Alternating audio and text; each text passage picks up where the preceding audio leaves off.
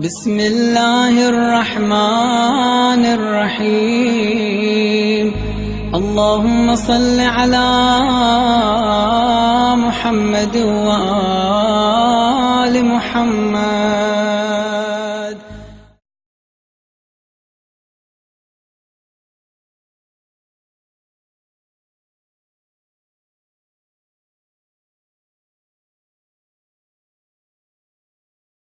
Today being the death of Khadija alayhi salam, let us spend a few minutes recognizing the role, the crucial role that she played in keeping Islam going and supporting her husband Rasulullah. Khadija alayhi salam was married to Rasulullah for 25 years. This fact itself speaks mountains. This tells you that Rasulullah, number one, was satisfied with Khadija. He was pleased with the characteristics of Khadija alayhi salam. And to be married to a man like Rasulullah is a great accomplishment. Rasulullah being the greatest man known to mankind, perfect from all aspects and from all angles, it is a great accomplishment to be able and to have the qualifications to be married to him.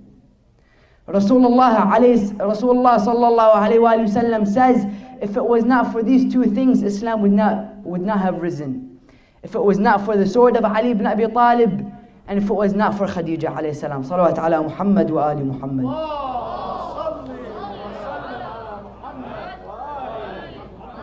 What is it that gave Khadija alayhi salam the qualifications and the characteristics to be able to be married to a man like Rasulullah? Number one, she displayed great support to Rasulullah. Again, I repeat, he says, if it was not for Ali ibn Abi Talib and the support of Khadija, Islam would not have risen. How important was the role of Khadija alayhi salam in the life of Rasulullah? How important was she for him to spread Islam? Islam today being the fastest spreading religion, it would not have been like this if it was not for Khadija alayhi salam. Number two, she sacrificed all that she had. Khadija alayhi salam was known to be the richest lady in the time of Quraysh.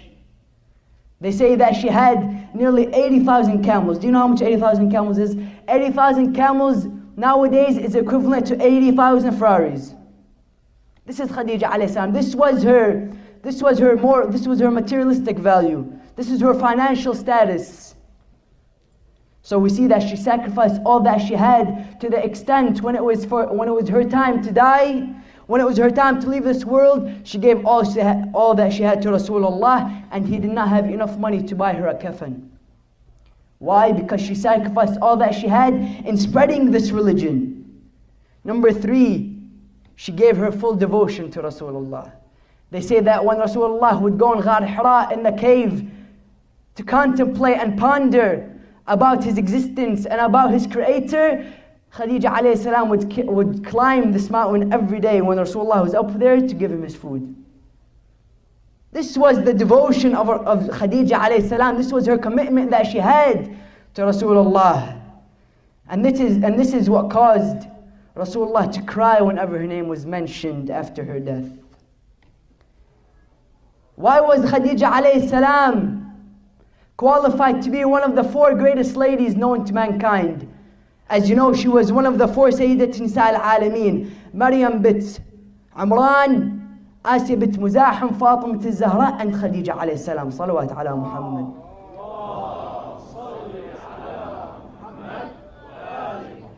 Why was Khadija alayhi salam one of the four greatest women known to mankind? Was it simply because she was married to Rasulullah? No. Otherwise, numerous ladies were married to Rasulullah, and none of them were one of the greatest women known to mankind. It was the characteristics of Khadija alayhi salam that led her to be who she was. And that is why when her name was mentioned, Rasulullah would burst into tears. Rasulullah would cry. Salma, the wife of Rasulullah, after her death, narrates that whenever we would mention the name of Khadija, Rasulullah would burst into tears. They would ask him, "O Prophet, O Rasulullah, why do you cry?" He says, "And how can I not cry? وَمَنْ مِثْلُ Khadija?" And who else is there like Khadija? A lady who believed me when the people did not.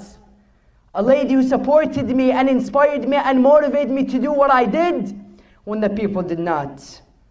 And that's why we see when Rasulullah was farewelling Khadija goodbye, he knew what he was losing. He knew that a part of him was leaving this world. Khadija alayhi salam was laying on the deathbed.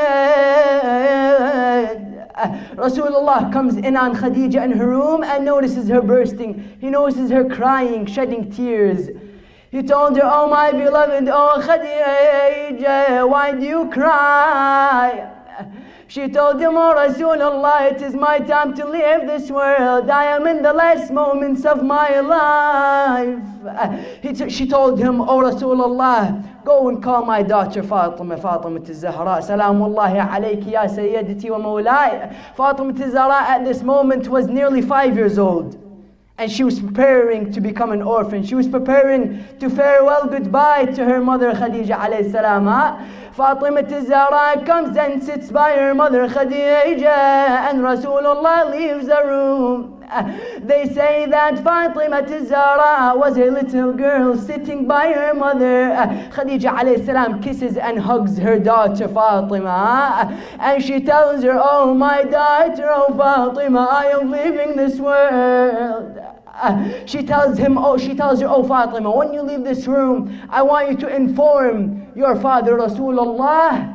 I want you to tell him if he is satisfied with me. I want you to ask his forgiveness for me." Look at the relationship between Khadija alayhi salam and Rasulullah, to the extent where after 25 years of having a relationship with each other, they still have utmost respect towards each other.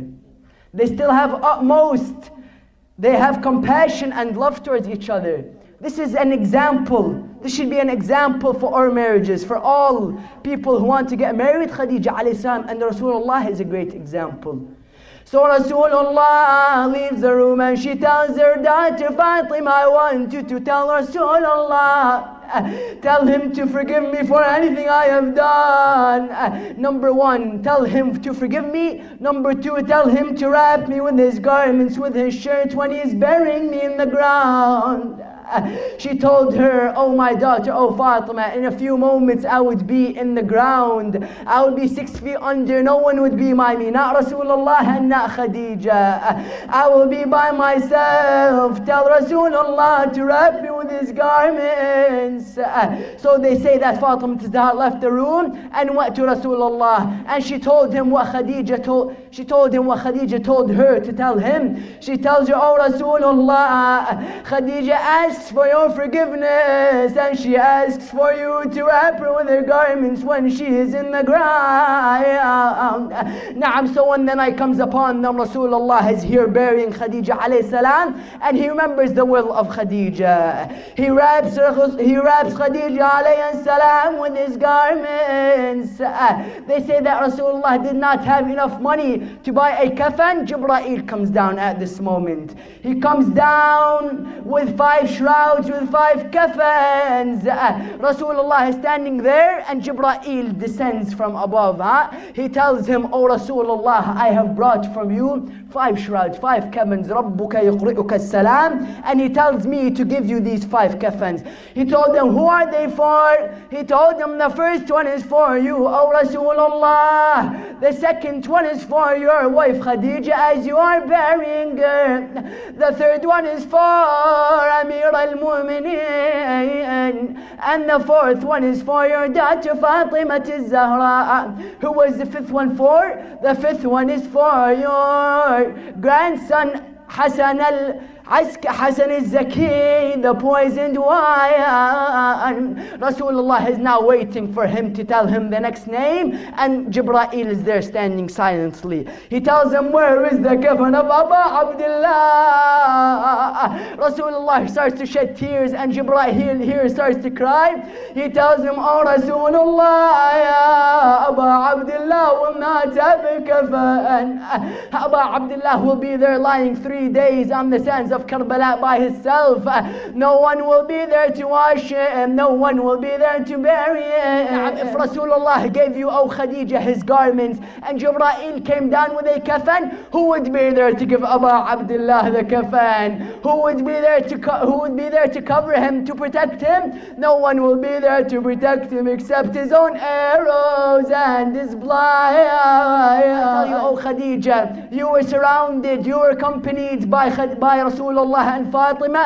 Who will be there to accompany Rasulullah, to be accompanied? Abu Abdullah. He will be there, no company except the enemies of Allah surrounding him.